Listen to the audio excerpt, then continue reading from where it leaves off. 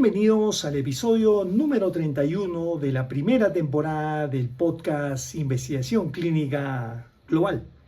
Soy el doctor José Torres, soy médico neumólogo, trabajo haciendo proyectos de investigación clínica y en este episodio vamos a hablar de un tema clave para entender el futuro de la innovación médica en nuestra región. ¿Por qué somos atractivos en estudios clínicos fase 2 y fase 3?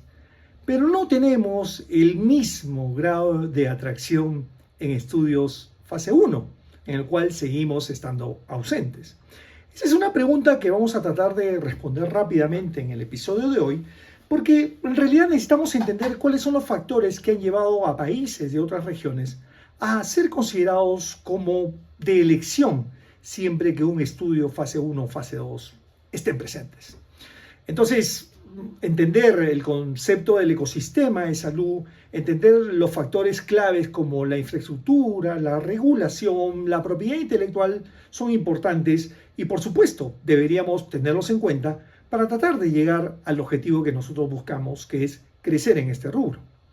En los últimos meses, acá en la compañía, tuvimos reuniones con dos potenciales patrocinadores de ensayos clínicos de una determinada molécula y que estaban buscando centro de investigación para hacer estudios fase 1 en Latinoamérica. Entonces, en este aspecto, siendo dos compañías, una de Estados Unidos y otra de Europa, nos llamó la atención primeramente que no conocieran exactamente en realidad el contexto de Latinoamérica como región para hacer ensayos clínicos y menos aún el contexto que tenían sobre Latinoamérica haciendo ensayos clínicos fase 1. El resultado de las reuniones nos generaron muchos inputs, muchas enseñanzas, muchos insights que precisamente van más allá de los temas que siempre conversamos con los diferentes clientes relacionados, por ejemplo, a costos y a talento médico, por ejemplo. En realidad, entonces, cuando uno revisa lo que significa Latinoamérica en ensayos clínicos fase 1, estamos encontrando que en este momento, en la página web del clinicaltrials.gov, Latinoamérica cuenta con 120 ensayos clínicos fase 1 activos o en etapa de reclutamiento. Este es un número, como ustedes deberían imaginar, un número considerablemente menor al número de ensayos clínicos fase 2 y fase 3 que en este momento se están desarrollando en nuestra región. Entonces, ¿por qué no estamos con el mismo número en estudio fase 1? Que es el inicio de todo el desarrollo clínico de una molécula. En este aspecto, Latinoamérica se ha consolidado como una región estratégica en esta fase de desarrollo, fase 2 y fase 3, por razones más que evidentes y que ustedes conocen y que ya hemos revisado en otros capítulos de este podcast. La disponibilidad de pacientes y la diversidad genética es un factor clave de atracción. La infraestructura desarrollada alrededor de esta fase de desarrollo, fase 2 y fase 3, que son estudios comparados con fase 1 que tienen menor riesgo de complicaciones para los pacientes, por lo menos riesgo inmediato, ¿no es cierto? Además, por el marco regulatorio, que si bien es cierto, aún tiene oportunidades de mejora, ha consolidado en los últimos meses unas acciones como en México y en Brasil que llevan a tener expectativas más que optimistas en las aprobaciones y en los tiempos de aprobación de los determinados proyectos de investigación. Pero lo más atractivo de esto son los costos competitivos, ¿no? Sabemos que comparado con Estados Unidos o con el mismo Europa, los costos que tiene la región son considerablemente menores. Esto en realidad nos hace muy atractivos en estudios donde ya conocemos bastante bien la molécula. Pero para los estudios fase 1 parece ser, y de hecho, creo, la historia parece ser diferente. ¿Por qué entonces no somos una opción preferente en fase 1?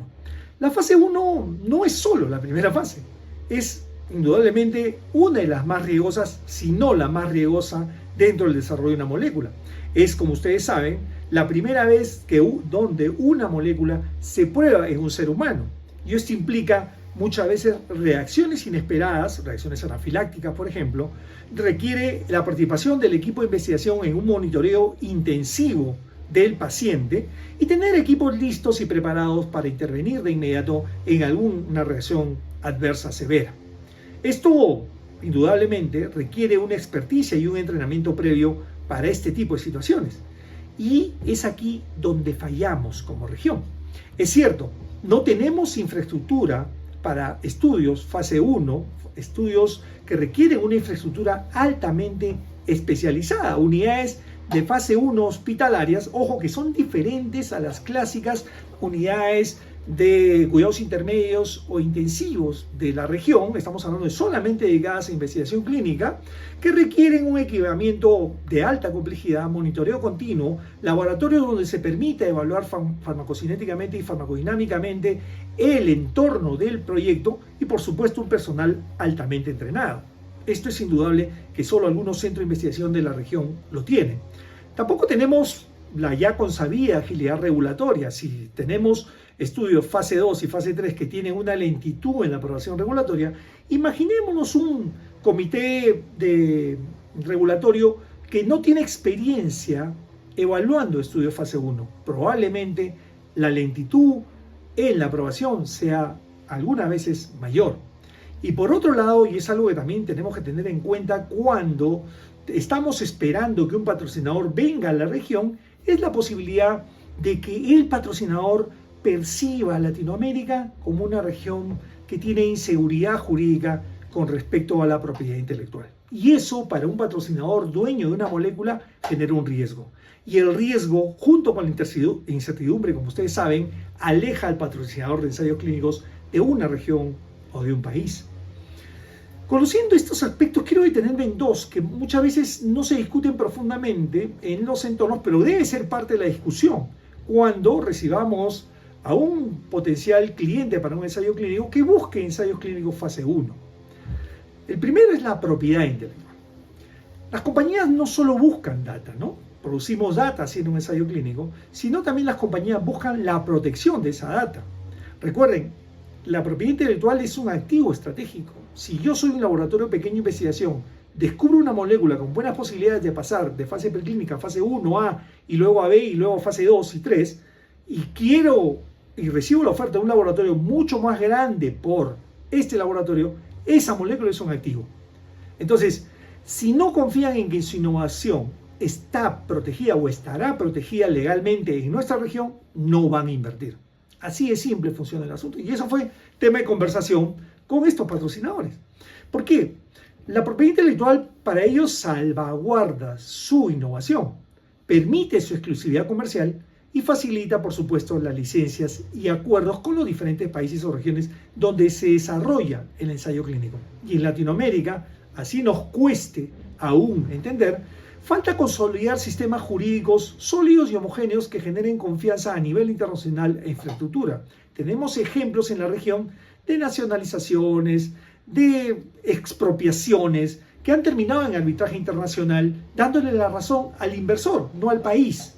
Esa inestabilidad jurídica es la que perjudica la posibilidad en este aspecto de ver a Latinoamérica como un lugar atractivo. Entonces, no basta con tener hospitales, ojo, no basta ni siquiera con investigadores experimentados. Se necesita esos centros con tecnología de punta, de hecho, capaces de hospitalizar voluntarios o no, sin dejar a los pacientes que requieren un tratamiento curativo del sistema de salud, dejándolo de lado, eso tampoco se puede hacer, para poder recibir estos ensayos clínicos. Europa, Estados Unidos, Australia o China, esto lo tienen. En Latinoamérica, estos centros son la excepción. Tenemos pocos ensayos clínicos fase 1, podemos mejorarlo, pero debemos migrar de la excepción a la regla. Así que convertirnos en un actor importante es un must. Los ensayos clínicos a nivel global también han migrado, ¿no? No solamente está en Estados Unidos, ya revisamos en el podcast, en el capítulo anterior, el papel que tiene China actualmente dentro de la innovación en investigación clínica, y hemos encontrado que han seguido diferentes estrategias, desde el plan Made in China 2025 hasta el posicionamiento que ha tenido Australia como un lugar atrayente para estudios fase 1. ¿Qué hizo Australia? Para mostrarse y especializarse y posicionarse como un país atractivo para fase 1. Primero, la regulación, ¿no? 4 a 6 semanas es el tiempo aprobatorio. Además, ojo con esto, ha impulsado a través del Estado, el gobierno, créditos fiscales para investigación. Se ha preocupado para construir infraestructura clínica de primer nivel especializada solamente en estudio fase 1. Y además, la población tiene voluntarios sanos dispuestos a participar en ese estudio por la cultura que tienen y de la importancia que significa investigación clínica. Cultura que en Latinoamérica aún nos falta desarrollar. Y China, que lo revisamos íntegramente en el capítulo anterior del podcast, tiene ese marco regulatorio ideal, tiene el apoyo gubernamental, fuera de las discusiones ideológicas, de las discusiones del sistema de gobierno, del sistema de salud que tiene China.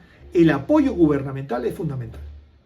Además de la gran población y la creciente red de centros especializados que tiene esta nación. Ambos países entendieron que la fase 1 es una oportunidad estratégica y construyeron un entorno atractivo para captar estos estudios. Hay diferentes estrategias competitivas que un país o una región puede crecer. Y en el caso particular de Australia, ellos se especializaron en fase 1 y así se muestran al mundo como un lugar atractivo para tal. Entonces, ¿qué necesita hacer Latinoamérica en este aspecto? A ver, sé que hay retos en fase 2 y fase 3, pero si Latinoamérica quiere jugar un papel relevante en todas las fases del desarrollo clínico, debe transformar su enfoque en 3 frentes fundamentales. Y esto aplica porque la fase 1 resulta ser el apalancamiento para el resto de desarrollo de fases y puede ser atractivo para hacer solamente el estudio de determinados países de la región y desarrollar todo el timeline de la molécula, fase 2, fase 3, en un mismo centro o en un mismo país. Primero, entonces, Latinoamérica debe desarrollar una infraestructura especializada con inversión pública y privada. 1. Sin el gobierno o Estado, esto no va a funcionar en esta región.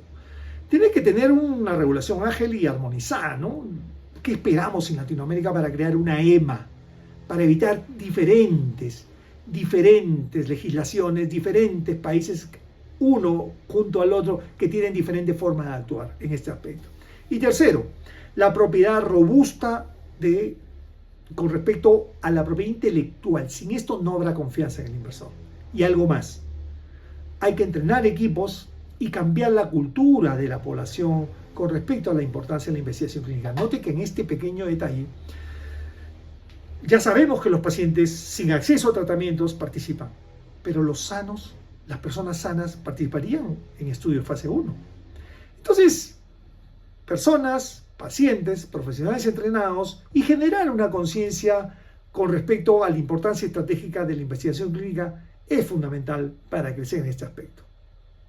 En conclusión, para este episodio, Latinoamérica tiene todo el potencial para ser protagonista en innovación clínica.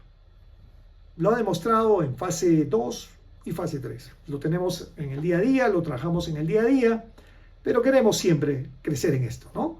Pero si no da el salto a fase 1, siempre dependerá de decisiones tomadas afuera, ¿no es cierto? Hay que trabajar en este aspecto para poder unir esa línea de la fase 1 hasta la fase 4 que se desarrolle en esta región. Nos falta mucho, es cierto. Pero la pregunta que yo les dejo ahora es, ¿en realidad queremos seguir siendo un territorio de validación o convertirnos en un territorio de descubrimiento? Un foco de innovación y tecnología, al igual que es el resto de las regiones. Los invito a reflexionar sobre este tema. Déjenme sus comentarios en la casilla que acompaña este video y los invito nuevamente a seguirme en todas las plataformas de Spotify y YouTube, donde se publica semanalmente este video. Muchas gracias y nos vemos pronto nuevamente.